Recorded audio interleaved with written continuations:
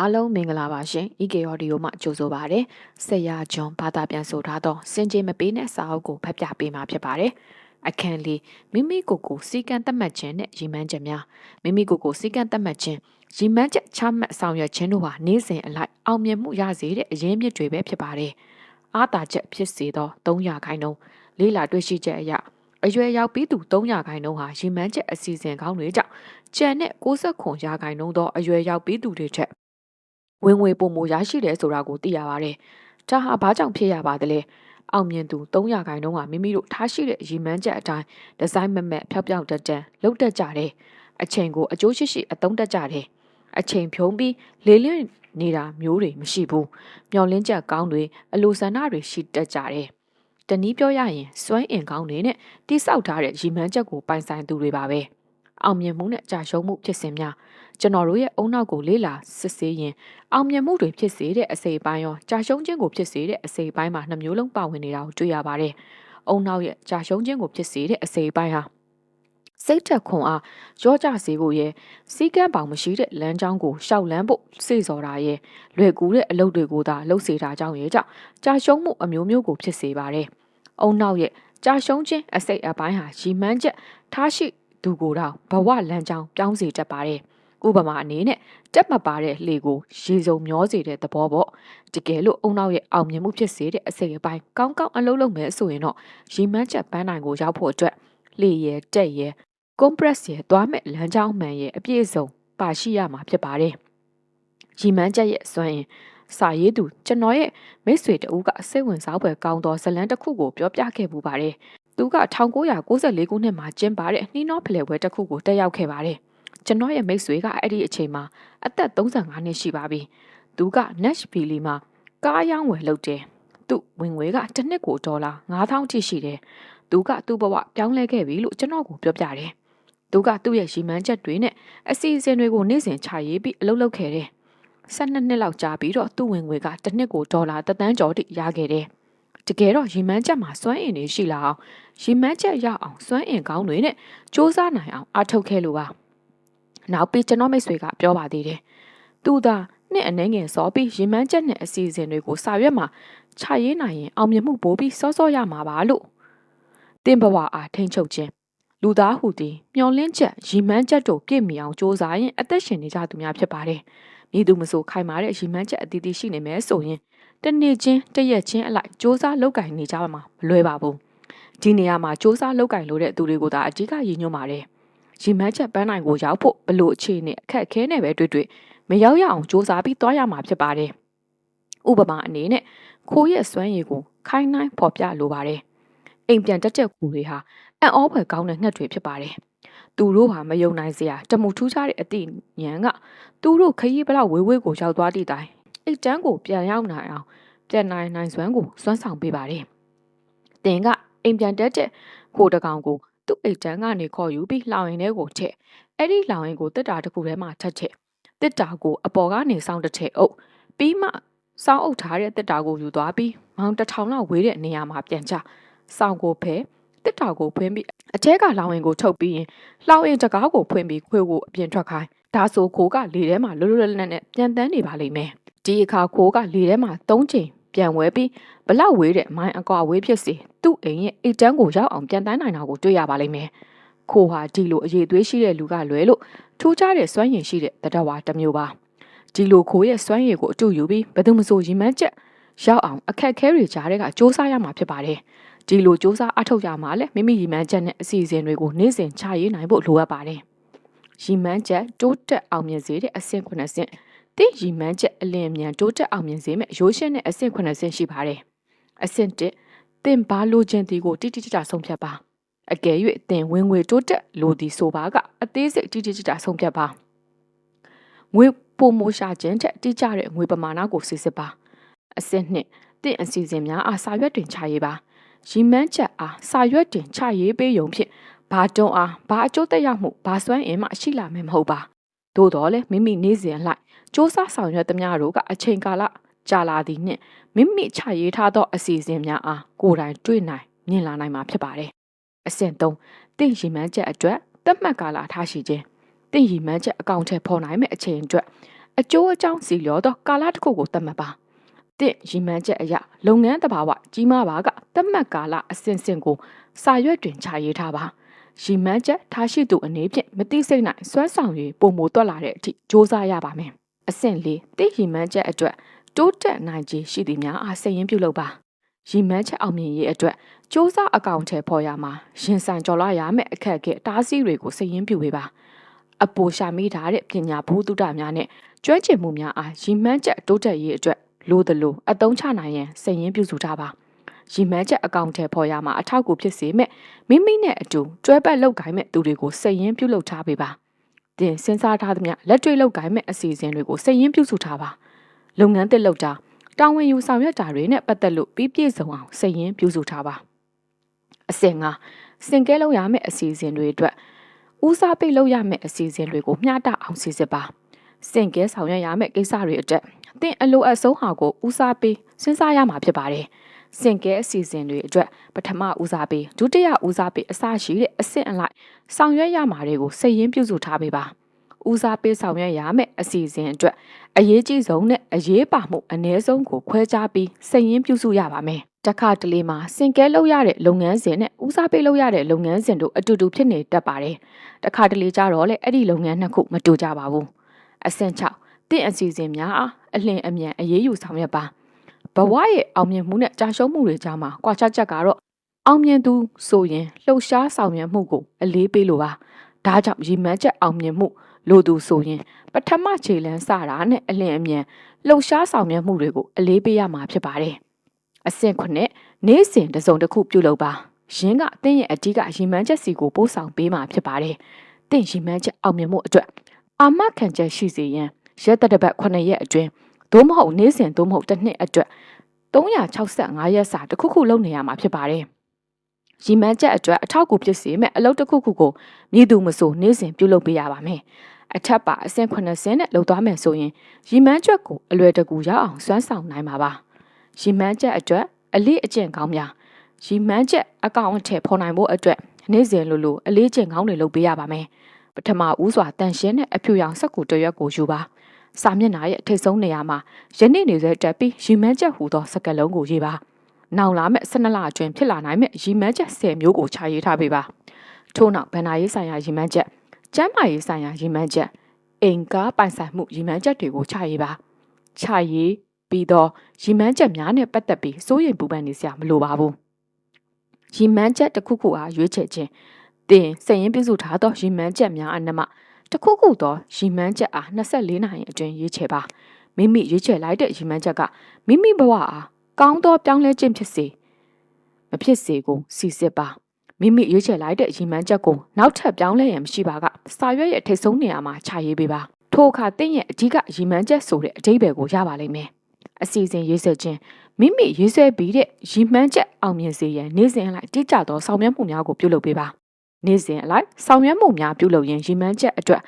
န့်သက်နောက်ဆုံးရက်ကိုသတ်မှတ်ပေးပါရည်မှန်းချက်သို့ရောက်ရှိစေမယ့်တိုးတက်မှုအရရက်အားစိတ်ရင်းပြုစုပေးပါစိတ်ရင်းစရာပြုစုရာ၌စင်ကဲဆောင်ရွက်ရမယ့်ကိစ္စနဲ့ဦးစားပေးဆောင်ရွက်ရမယ့်ကိစ္စတို့အားခွဲခြားစီစစ်ပြီးဆောင်ရွက်ပါရည်မှန်းချက်အကောင့်ထဲပေါ်ရမှာဖန်တီးနိုင်စွမ်းမြင်မာခြင်းနဲ့စဉ်းစားပုံစဉ်းစားနည်းကောင်းမွန်ခြင်းတို့ကလည်းတစ်ဖက်တစ်လမ်းကနေအထောက်အကူပြုနေပါတယ်ချမ်းသာကြွယ်ဝသူအများစုဟာဖန်တီးနိုင်စွမ်းရှိုံမကစဉ်းစားပုံစဉ်းစားနည်းတွေကောင်းတာတွေကိုလေ့လာတွေ့ရှိရပါတယ်အောင်မြင်လူသူတို့အနေနဲ့ရည်မှန်းချက်အတိုင်းဝင်ငွေရရှိဖို့တိကျတဲ့ငွေပမာဏကိုသတ်မှတ်ပြီးမြည်သည့်နေ့ရက်တွင်ရရှိရမည်ဟုသည့်ရက်စွဲကိုပါသတ်မှတ်ပေးပါထိုအခါမှာဘယ်ခုနှစ်ဘယ်လဘယ်နှစ်ရက်မှာငွေဘယ်လောက်ရမယ်ဆိုတဲ့ရည်မှန်းချက်ကိုကြိုတင်ချမှတ်နိုင်မှာဖြစ်ပါတယ်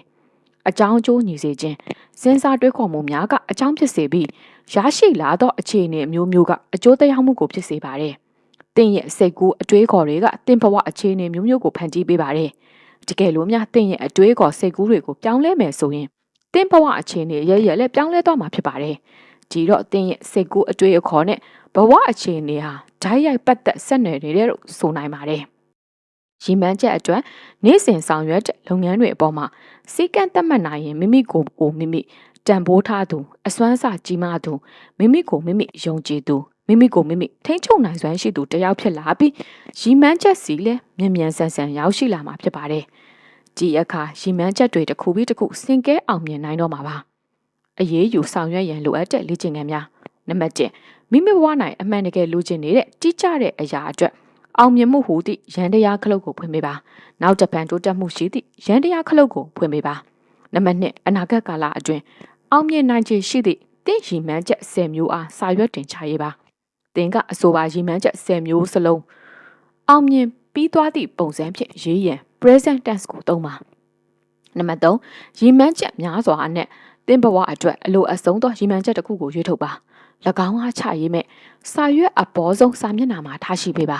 နံပါတ်4ရီမန်းချက်တိုးတက်ရန်အတွက်တင်အလုံးနိုင်ဆုံးသောကိစ္စများအားစိတ်ရင်းပြုစုပါစင်ကဲဆောင်ရွက်ရန်ကိစ္စနဲ့ဦးစားပေးဆောင်ရွက်ရန်ကိစ္စတို့အားခွဲခြားပေးပါနံပါတ်5အရေးကြီးသောရီမန်းချက်အကောင့်တွေပေါ်ရန်အကူအညီဖြစ်စေမဲ့စိတ်ကူးအတွေးခေါ်ပေါင်း20ခန့်အားချရေးပါနံပါတ်6ရီမန်းချက်အောင်မြင်ရေးအတွက်တရက်ချင်းတစ်ပတ်ချင်းလိုက်တိုးတက်အောင်ကြိုးစားပါ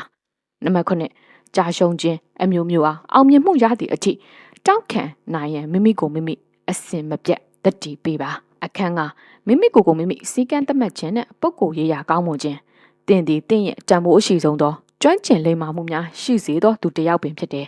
တင်ရဲ့ဘဝ၌ဖြစ်လာနိုင်သောဖြစ်နိုင်ခြေများသည်တင်ကိုယ်တိုင်ပိုင်ဆိုင်သောအရင်းမြစ်များဖြစ်ပါတယ်ယနေ့ကာလလူများသည်အထက်တန်းကျောင်းတက္ကသိုလ်ကျောင်းကောလိပ်တို့မှအသက်18နှစ်အရွယ်ကပင်ဘွဲရရှိကြပြီဖြစ်တယ်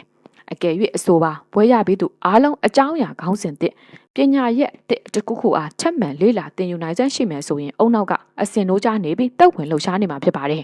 ဒါဆိုရင်ရီမန်းချက်တစ်ခုခုအတွက်အောင်မြင်အောင်အလွယ်တကူစွမ်းဆောင်နိုင်တော့မှာပေါ့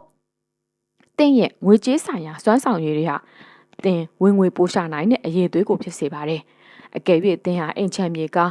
ဗန်စင်ရဲ့စာအုပ်နဲ့အခြားပိုင်ဆိုင်မှုတွေဆုံးရှုံးနေတယ်ဆိုရင်ငွေကြေးဆိုင်ရာစွမ်းဆောင်ရည်ကောင်းတွေကြောင့်ပဲပေါ်ပြပါဆုံးရှုံးရတဲ့အရာတွေအချိန်တိုတွင်ပြန်လည်ရရှိမှာဖြစ်ပါတယ်ကြီးမားသောရင်းနှီးမြှုပ်နှံမှုဘသူမဆိုငွေကြေးရှာနိုင်တဲ့စွမ်းရည်ကိုအမခံချက်ရှိတဲ့အထိထိန်းထားနိုင်ဖို့လိုပါတယ်ငွေကြေးရှာနိုင်စမ်းကောင်းပြီးအသိပညာအတတ်ပညာနဲ့အတွေ့အကြုံတွေပါရှိမယ်ဆိုရင်ရင်းနှီးမြှုပ်နှံမှုလုပ်ငန်းတွေကိုအခက်အခဲမရှိလှုပ်ဆောင်နိုင်မှာဖြစ်ပါတယ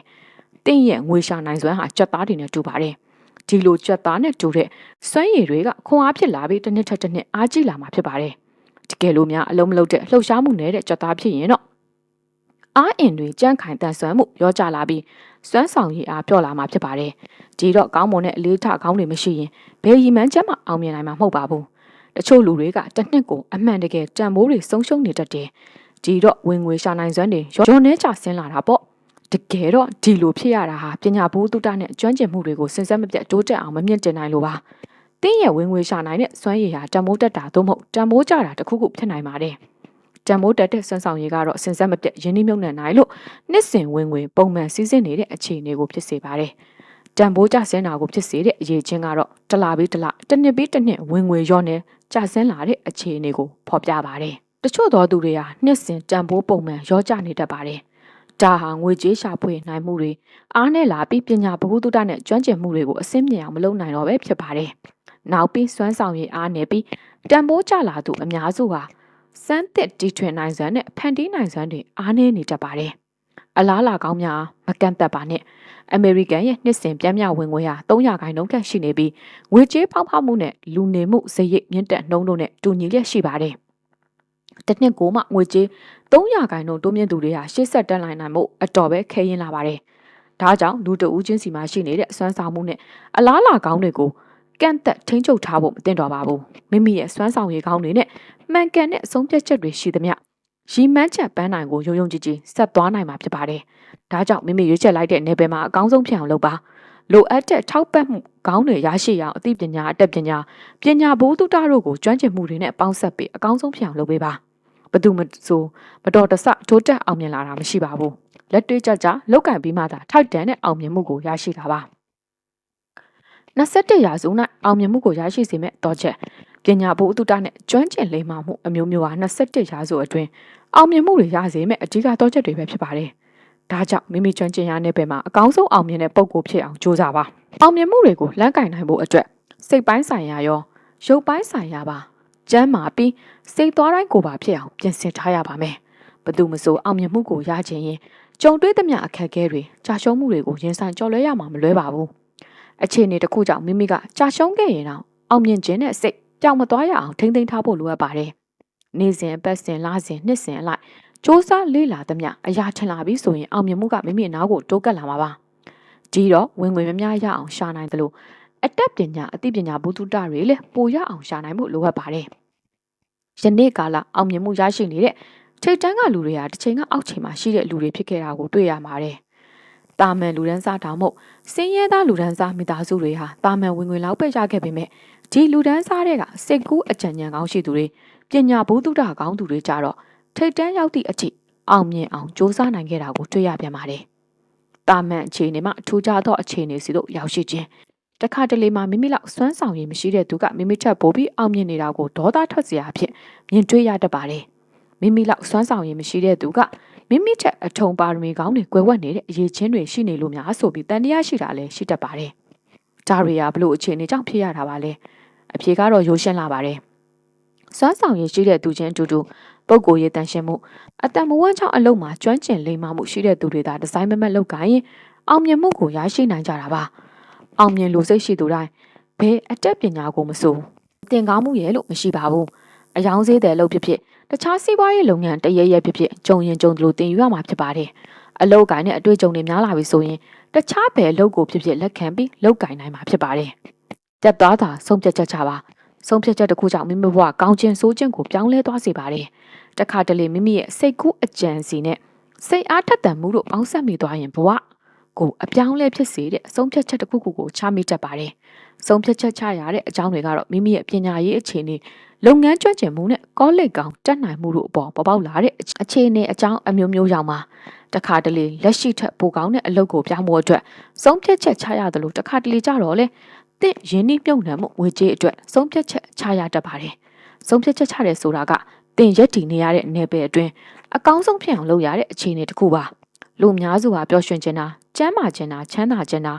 ပိန်ပါတွယ်လျခြင်းတာနဲ့ထင်ပိုကြောကြားခြင်းတာနဲ့ပတ်သက်တဲ့စကားတွေကိုပဲပြောလို့ရှိပါတယ်ဒီလိုလူမျိုးတွေမှာပြင်းပြတဲ့စိတ်ဆန္ဒရဲ့မျောလင်းချက်ကောင်းတွေရဲ့မရှိတတ်ပါဘူးခေါင်းဆောင်နောက်ကိုလိုက်ပါနောက်လိုက်ရဲ့နောက်ကိုမလိုက်ပါနဲ့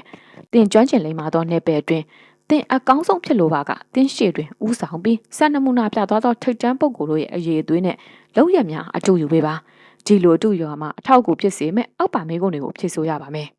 မိမိစံပြုအတူယူရောက်လောက်တဲ့သူတွေမှာရှိတဲ့ထူးခြားချက်တွေကတာမန်အနေထားလားအမှန်တကယ်ထူးခြားပါသလားမိမိကအတူယူသူတွေကိုဘလို့အစီအစဉ်ချပြီးဘလို့စည်းရုံးခဲ့ပါသလဲသူတို့ဘလို့ဝစားဆင်ရင်တလဲသူတို့ဘလို့လမ်းလျှောက်ပြီးစကားပြောပါသလဲတခြားသူတွေအပေါ်သူတို့ဘလို့ပြုမှုဆက်ဆံသလဲမိမိလေးစားရသူတို့ကဘာစာအုပ်တွေဖတ်သလဲသူတို့ရဲ့အချိန်ပိုတွေကိုသူတို့ဘလို့အသုံးချသလဲသူတို့ဘသူတွေနဲ့ပေါင်းတင်ဆက်ဆံပါသလဲသူတို့ဘယ်ပညာကိုကျွမ်းကျင်သလဲ audio program တွေကိုသူတို့ကားထဲမှာနားထောင်ပါသလားတင်ပြစ်လို့တဲ့ပြက်မှတ်ကိုထိအောင်ပြစ်နိုင်ဖို့အတွက်အောင်မြင်ပြီးသားသူတွေရဲ့အကူအညီမလွဲမသွေလိုအပ်ပါတယ်လွန်ခဲ့တဲ့နှစ်အနည်းငယ်ကဆွေးနွေးပွဲတစ်ခုမှာပါဝင်တဲ့ကျွန်တော်မိတ်ဆွေတဦးကသူ့စက်ကြောင်းကိုကျွန်တော်ကိုပြောပြဘူးပါတယ်အဲ့ဒီလူရဲ့နာမည်ကတော့ Bob Barton တဲ့သူအသက်20ဝန်းကျင်မှာကုမ္ပဏီကြီးတစ်ခုကိုတည်ထောင်ခဲ့တယ်သူ့ဌာနခွဲမှာတော့အယောင်စီးတဲ့32ယောက်ပါပါတယ်ဒါကသူ့ရဲ့ပထမဆုံးအလုပ်ပေါ့ Bob Barton ကတတိမဟုတ်ပဲအောက်ခြေဘဝကနေစတင်ရုန်းကန်ခဲ့တာပါတလားနှစ်လားကြာတော့ Bob ကရုန်းကန်ထဲမှာရှိတဲ့ထိတ်တန်းအယောင်စီးတွေကသူတို့အချင်းချင်းစီးလုံးပြီးအငယ်တဲ့အယောင်စီးတွေနဲ့အချိန်မဖြုံးတက်တာကိုတတိထားမိလိုက်တယ်ထိတ်တန်းအယောင်စီးတွေကသူတို့ရဲ့အချင်းကိုထူးထူးခြားခြားသုံးဆွဲတတ်ပါတယ်တရက်မှာဘောကမနက်ပိုင်းအလုပ်ခွင်ကိုရောက်လာတဲ့အခါမှာထိတ်တန်းအယောင်စီးတွေကသူတို့နေရာမှာဥစွာရောက်နေတာကိုတွေ့လိုက်ရတယ်ထိတ်တန်းအယောင်စီးတဲ့အုပ်စုကအလုပ်ကိုစောစီးသွားလာပြီးသူတို့ရဲ့တနေ့တာလုပ်ငန်းစဉ်တွေကိုရေးဆွဲနေကြတယ်တယ်လီဖုန်းတွေဆက်ပြီးချင်းဆိုတာတွေဘာတွေနဲ့အလုပ်ရှုပ်နေကြတာပေါ့ထိတ်တန်းအယောင်စီးတွေကအခုလိုအလုပ်စူးစမ်းနေကြချိန်မှာအငယ်တန်းအယောင်စီးတွေကအလုပ်ကိုနောက်ကျပြီးမှရောက်လာတာကိုပေါ့တတိထားလိုက်မိတယ်သူတို့ကအလုပ်ကိုနောက်ကျမှလည်းလာသေးတယ်ပြီးတော့ကော်ဖီတောက်စကားတွေပြောသတင်းစာတွေဖတ်နဲ့အချိန်ဖြုံးလိုက်ပါသေးတယ်ပိုဆိုးတာကအလုပ်နည်းနည်းလေးပဲလုပ်ကြပြီးစင်ကြေလက်ချေတွေအများကြီးပေးနေတာကိုတွေ့ရတယ်အကောင်းဆုံးများထဲမှာလေ့လာသင်ယူပါဒီလိုနဲ့ဘော့ကအယောင်စရေးနှမျိုးနှစားကိုနှိုင်းရှင်လေ့လာတွေ့ရှိပြီးထိတ်တန်းအယောင်စည်းတွေရဲ့လုပ်ရက်ကိုစံနမူနာထားလို့ဖို့ဆုံးဖြတ်လိုက်ပါတယ်ဒီတော့ထိတ်တန်းအယောင်စည်းတွေရဲ့ဝတ်ပုံစားပုံပြောပုံဆိုပုံပြုမှုဆက်ဆံပုံကစပြီးဘော့တရအတုခိုးပါတော့တယ်တနေ့မနက်မှာတော့ဘော့ကသူ့ရဲ့ကိုလုံးပေါ်မှာရှေ့မှာရက်ပြီးသူ့ကိုယ်သူခုလိုပြောလိုက်တယ် ငါရုံးခန်းတွေကထိတ်တန်းအယောင်စေးတဲ့တယောက်ယောင်နဲ့တူရင်ကျင်းနေပါပြီအတုကောင်းတွေကိုခိုးပြီးတဲ့ဘောဟာရုံးခန်းကိုနက်၈နာရီခွဲမတိုင်ခင်ရောက်လာပြီးဖောက်တယ်တွေစီကိုဖုံးဆက်တာကိုထိုင်ဆောက်တက်ပါတယ်တနေ့မှာဘောကထိတ်တန်းအယောင်စေးတဲ့တယောက်ကိုမေးလိုက်တယ်သူ့အတွက်အထောက်အကူပြုနိုင်မဲ့စာအုပ်သို့မဟုတ် audio program တစ်ခုခုရှာပေးဖို့မေးတာပါဒီလိုနဲ့နောက်ပိုင်းမှာအဲ့ဒါတွေပြည့်စုံပြီးစာအုပ်ကောင်းတွေဖတ်ခွင့်ရခဲ့ပါတယ်ထိတ်တန်းပုံကိုယ်တွေလုံးတဲ့အတိုင်းလိုက်လုပ်ပါဘောက်ကတနေ့တာရဲ့လုပ်ငန်းစဉ်အစီအစဉ်တွေကိုဘလို့ရွေးဆဲတယ်လဲဆိုတာနဲ့ပတ်သက်ပြီးနောက်ထပ်ထိတ်တန်းအယောင်စေးရေးတဦးကိုမေးလိုက်ပါတယ်ဒီတော့ထိတ်တန်းအယောင်စေးတဲ့ကသူ့ရဲ့အချိန်ကိုစီမံခန့်ခွဲတဲ့စနစ်ကိုဘော့ကိုပြောပြပေးတယ်ဘော့ကအယောင်စေးတဲ့ရဲ့နမူနာကိုယူပြီးသူ့ရဲ့အချိန်တွေကိုစီမံခန့်ခွဲလိုက်တယ်ဒီအခါတနေ့တာချင်းအလိုက်အချိန်အပိုင်းခြားနဲ့လုပ်ငန်းအစီအစဉ်တွေကိုခွဲခြားဆောင်ရွက်နိုင်ခဲ့ပါတယ်ဘော့ကလုပ်ငန်းဆိုင်ရာချင်းဆိုမှုတွေပုံမရရှိအောင်အယောင်ဝယ်ပိုကောင်းလာအောင်ဆွမ်းဆိုင်နိုင်ခဲ့တယ်ဒီလိုနဲ့6လအတွင်းမှာဘော့ဟာထိတ်တန်းအယောင်စေးတဲ့တွေကတယောက်ဖြစ်အောင်မြင်ခဲ့ပါတယ်ဒီလိုချိန်မှာထိတ်တန်းအယောင်စေးတဲ့တွေကတော့ဘော့ကိုဖိတ်ကြားပြီးကော်ဖီနေ့လည်စာနဲ့အခမ်းပါတယ်နောက်တစ်နှစ်ကြာတော့ဘော့ဟာအယောင်စေးတဲ့များညီလာခံကိုတက်ရောက်ခွင့်ရခဲ့ပါတယ်ဘော့ဟာညီလာခံမှာထိတ်တန်းပုတ်ကိုအတော်များများကိုတွေးခဲ့ရပါတယ်ဒီတော့အချိန်ကကောင်းကိုလက်လွတ်မခံတတ်တဲ့ဘော့ကထိတ်တန်းပုတ်ကိုတွေစီကအကြံဉာဏ်ကောင်းတွေကိုတောင်းခံနိုင်ခဲ့ပါတယ်တင်ရရှိတာတဲ့အကြံဉာဏ်တိုင်းလိုက်လံဆောင်ရွက်ပါဘော့ကလူအနှဲငယ်သာလှုပ်တက်တဲ့အရာတွေကိုလုပ်ခဲ့ပါတယ်မိမိရရှိထားတဲ့အကြံဉာဏ်တွေတိုင်းလိုက်ပြီးဆောင်ရွက်မယ်လို့ယုံကြည်ထားတာကြောင့်ဘော့ကဒီဇိုင်းမမတ်စူးစမ်းခဲ့ပါတယ်ဘော့ရဲ့စူးစမ်းမှုရလဒ်တွေကလက်တွေ့အကျိုးပေးတဲ့အနေနဲ့ဝင်ငွေတိုးတက်မှုအကျဉ်းများခဲ့ပါတယ်စီးပွားတက်လာတာကြောင့်ဘော့ကအဝယ်စားလက်လာတွေဝတ်တယ်ကားအသစ်ကိုမောင်းတယ်အိမ်အသစ်လက်လာလေးမှနေတယ်သူ့အပေါ်ကောင်းတဲ့ဇနီးမယားကိုယူလိုက်ပါတယ်ရှာဖွေတွေ့ရှိပြီးတဲ့အောင်မြင်မှုတွေစီကိုသွားတော့လမ်းကြောင်းများရှာဖွေတွေ့ရှိပြီးတဲ့အောင်မြင်မှုစီကိုသွားတဲ့လမ်းကြောင်းတွေဆိုတာမိမိလုပ်ငန်းနယ်ပယ်အတွင်းပုံမတိုးတက်အောင်လုပ်တာမိမိရှိကအောင်မြင်ပြီးတဲ့သူတွေရဲ့အကြံဉာဏ်ကိုယူတာအောင်မြင်တဲ့ပုံကိုယ်တွေရေးသားထားတဲ့စာအုပ်တွေကိုဖတ်တာနီးနော့ဖလဲပွဲဆွေးနွေးပွဲတွေတက်တာ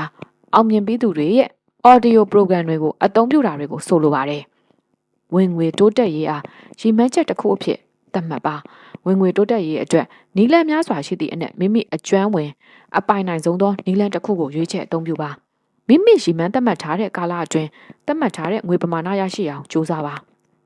ဝင်ငွေတိုးမြင့်စွာရရှိနိုင်မှုအတွက်အစီအစဉ်သစ်များလိုအပ်သလိုရေးဆွဲပေးပါဝင်ငွေရရှိနိုင်တဲ့အခွင့်အရေးများအားနေ့စဉ်ရှာဖွေပါမိမိသတ်မှတ်ထားတဲ့အခြေအနေရောက်သွားသည့်တိုင်အောင်ရပ်တန့်ခြင်းမရှိဘဲရှေ့ဆက်ကြိုးစားပေးပါ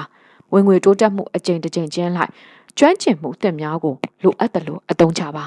တသက်တာအတွက်ရင်းနှီးမြှုပ်နှံခြင်းအောင်မြင်မှုဟာတသက်တာအတွက်အာမခံချက်ရစေရန်ဆုံးဖြတ်ချက်တစ်ခုကိုချပေးပါထိုဆုံးဖြတ်ချက်အရဝင်ငွေရဲ့300%အားရင်းနှီးမြှုပ်နှံနိုင်အောင်ကြိုးစားပါအကယ်၍သင်ဝင်တွေကဒေါ်လာ9000ရှိတယ်ဆိုပါကဝင်ငွေပမာဏ300%ဖြစ်တဲ့ဒေါ်လာ1500ရင်းနှီးမြှုပ်နှံရမှာဖြစ်ပါတယ်တကယ်လို့ဝင်ငွေကဒေါ်လာ3သိန်းဆိုရင်တော့ရင်းနှီးမြှုပ်နှံငွေကဒေါ်လာ300ပေါ့ဒေါ်လာ3000ပေါ့ရင်းနှီးမြှုပ်နှံငွေတွေကိုနှစ်စဉ်လိုက်စုဆောင်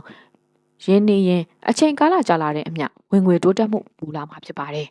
ဝင်ငွေတိုးတက်မှုရင်းနှီးမြှုပ်နှံမှုတို့နဲ့စာရေးသူရဲ့အတွေ့အကြုံကျွန်တော်လွန်ခဲ့တဲ့2နှစ်က